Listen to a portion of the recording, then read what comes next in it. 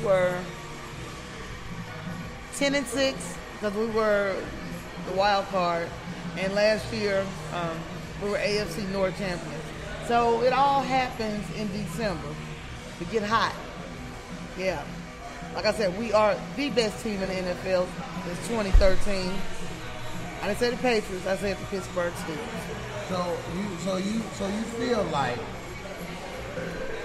the 9-2 Pittsburgh Steelers at this point, you feel like y'all are still hot, Yes. even playing against the Yes. Cincinnati Bengals. Yes. On the road, y'all down 17-3. Okay. Yeah. So so I don't know if you remember. Roethlisberger just said how many games back that he don't even think he can play in this league anymore. Y'all still talking about that? That didn't come from us. That came from Roethlisberger, the I quarterback. know, y'all still talking about that? Yeah, he's a 35, will be 36-year-old broken up wreck. Yeah, you can say that. I got 2 rings, and yeah, I'm tired. Yeah, he's tired. He hadn't had the luxury like Tom Brady not to get hurt, not to be on his back. I mean, But I'm so tired. I'm so tired of guys just making millions of dollars, making excuses. he ain't making excuses. He's making it happen. Wait a minute. He's making it happen, sir. Wait a minute. Making it happen. Wait a minute. Listen to my point. Okay. If guys that's making millions of dollars continue to make excuses about how they don't want to do this, how they don't want to do that, then don't play. Don't play football if you're going to be crying and talking about. He wasn't crying. He actually was contemplating retirement, and that was in the off season. So you have to get it right. So you're not a Steelers fan, so you don't follow the Steelers. He had dinner with Mike Tomlin after that comment was made, which they always do. Their families get together in the summertime, and yeah, he was contemplating retirement. And, I mean, that's his business, and he can't. And Mike Tomlin said, "Well, no, dude, yeah, just think about it. I know you're tired, yada, yada, yada." That's it. That's all. That was the end of it. What we do in sports broadcast is we just like to stick to the truth. Opinions are opinions. Everybody has their opinion. I have my opinion. Yep. Guys has their opinion.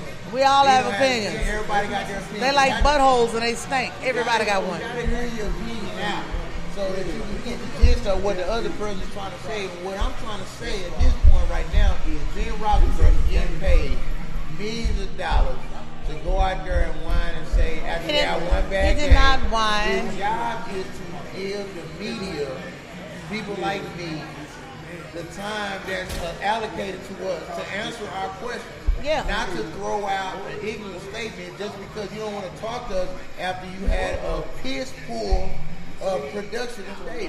Nobody wants to hear that.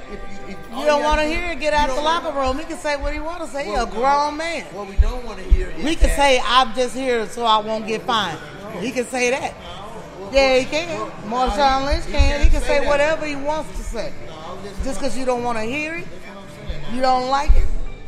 Hold on, listen to what I'm saying. I'm saying that if you are in a press conference after you had a bad game, we don't want to hear you quit on your team and say, maybe I can't play football anymore. That's not what you say after 5 games into a season. No, after you threw 5 INTs, you feel some type of way. Okay, he is a human being. Listen, I agree with you. Okay. I agree with you on the emotional tip, but the response is not warranted for a starting quarterback to tell his team just because you don't want to talk to the press at an emotional time, his job is to do that. He get paid to talk to the press. He don't have to. He can say, he can say, I'm just here so I won't get fined. Okay, that's you right. want to hear that? Because if you don't talk to the press, you are going to get fined, but not one time. But he can say that. But not one time did Marshawn Lynch say to the media, "Look, I don't think I can play the game no more." He ain't saying nothing. No, he said, Marshawn Lynch never said that. Yeah, he didn't say nothing. He just showed that he ain't playing. Where is he? Well, I would have rather Ben Roethlisberger not say I don't care nothing. what you rather have. We are 9-2. I mean, the record speak for itself, sir. Shoot, he came back after the 5 INTs and threw for 386 yards. I don't care what you say. So actions speak louder than words. So we're gonna go to a quick commercial break. We'll be back. On the Out of Bounds Sports Show, we're going to talk a little bit more about what Roethlisberger didn't say. Okay. And then we'll take some more calls. You're on the Out of Bounds Sports Show with the Big Dog. You're listening to the Out of Bounds Sports Show. This broadcast is brought to you by Z-Web, state-of-the-art web designing and technical support for your small business needs. Contact Z-Web Designing at ZERAHORN@gmail.com for your appointment today. Z-Web, it's the obvious choice. And now, the Big Dog and Dino.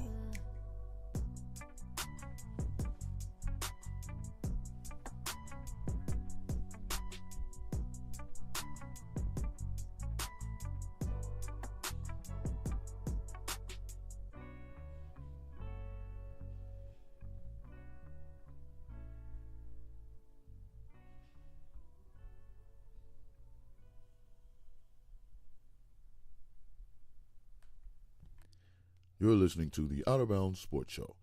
We provide affordable commercial, web, and magazine advertising. For more information, visit us at outofboundswithazsports.com or email us at outofboundswithazsports@gmail.com. You can tweet us at Out of Bounds with a Z Sports Show or like our Facebook page at Out of Bounds with a Z Sports. Don't run out of time. Get out of bounds. And so we on the radio show. Yeah, this Me and my good friend Nigel, and this is the Big Dog, Jay Horn. And we get ready to talk about some more Pittsburgh Steelers. Now, the Pittsburgh Steelers have started the third quarter. Score is still 17-3. The Bengals have the ball right now. They're driving down the field trying to add some more points and extend their lead out. But Andy Dalton is feeling the pressure, and he's overthrowing his receivers. That was an easy play in the flat that he's supposed to pick that up. But it was on what, 32? Yes, sir. 32, okay, and they're feeling the pressure. It looks like the Pittsburgh Steelers are turning up the defense, and they have their first possession of the second half, and they're going to be starting at the 17-yard line. Okay. So it seems like, Jay, you know, and you can agree with me, because I'm a realist. I love Pittsburgh. I bleed black and gold. But, you know, rivalry games are something else. You know, and Le'Veon said it best today. He said, this is a rivalry game. Anything can happen. And do you know, so the Cleveland Browns are 1-26. They hadn't won since week 3 of 2016. Yeah. Guess who gave them that one win? The Pittsburgh Steelers. And they gave it to them? Man, they didn't win it? They were in a dogfight. Rivalry games are just that. I mean, you guys play the Giants Sunday. You know, the Giants are, what, 2-9? 2-9 right now. Yeah, they're 2-9. Man, Eli, who's going to start again? Right. Might look like Tom Brady. He might come out there. Yeah. I agree with you now. I mean, come out there. It's just something about these rivalry games. Maybe because we play each other twice a year. Maybe we know each other.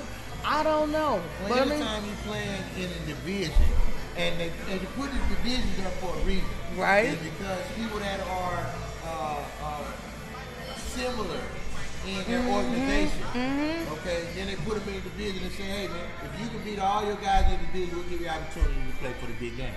Right. For the big championship. Right. So every year, regardless of what the records are, the Dallas Cowboys and Giants game is always a rival game. Yes. Dallas Cowboys and Eagles game is always a rival game. Dallas Cowboys and the Redskins. All these guys are in the division, and these are marquee games, just like the Pittsburgh Steelers and Cleveland. And the Cleveland Browns. Yep. You know, and the Ravens. Pittsburgh Steelers and the Ravens. And Pittsburgh Steelers and the Cincinnati Bengals. These are always games that you can expect to really not know what the outcome is going to be in a given Sunday. So, to that point, Jay, so, you know, while we're talking about the division game,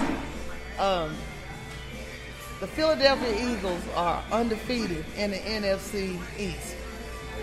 The last game they play is Dallas. I told somebody, I said, I think Dallas is going to beat them.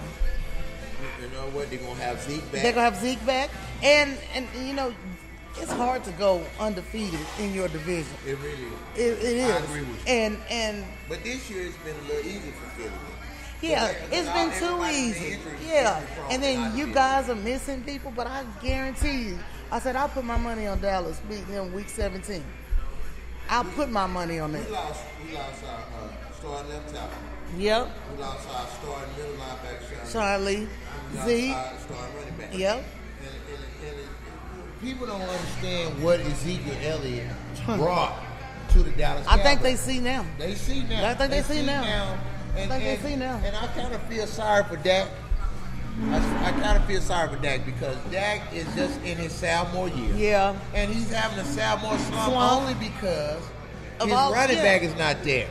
You know, every quarterback has a sophomore slump. You come in hot your rookie year, nobody really know they ain't scouted you, they don't know what you're going to do, different types of schemes. So then you come in and you go right to work. Okay? Facebook, thanks for joining in. If you just joining into the Out of Bounds Sports Show, you're on with the big dog. And my co-host right now is Naja, and she's a Pittsburgh Steelers fan, and she's telling us all the good, juicy details about her team. And make sure tomorrow, when her article hits Facebook from Out of Bounds with a Sports.com, make sure you read it, make sure you leave her a comment, make sure you check her out and follow her on Facebook. Okay.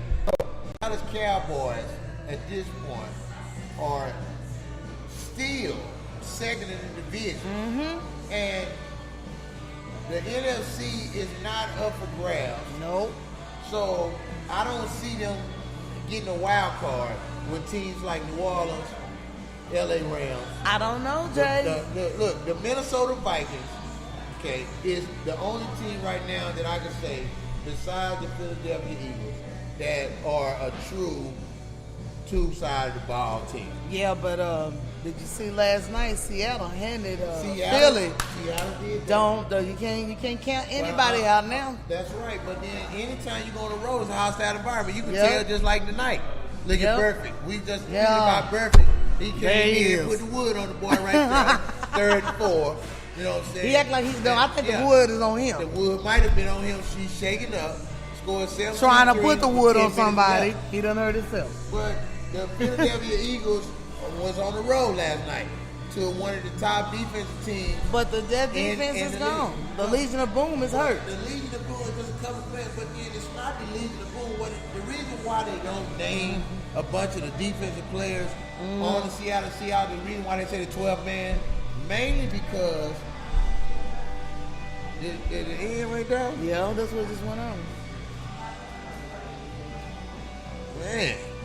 So we can only do it for so long. I don't know. Maybe it is. Maybe it's because I was going, but I didn't want to talk. We're gonna go to a commercial right quick. We need to check on the Facebook Live. You on the Out of Bounds Sports Show with the big dog. Yeah, I didn't want to send it because I didn't know if we were still going live, and I'm like, because let me look on mine.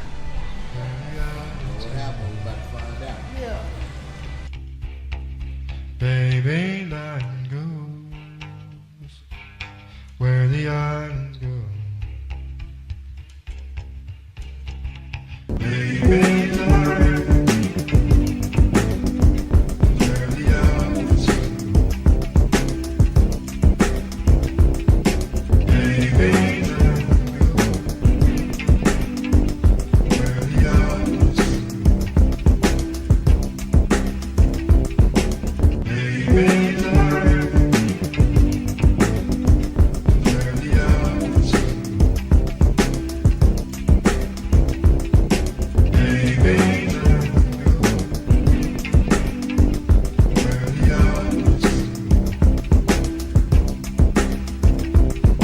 Baby, night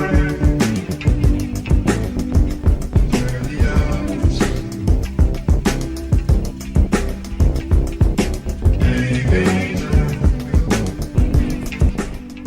You're listening to the Out of Bounds Sports Show. This broadcast is brought to you by Z Web.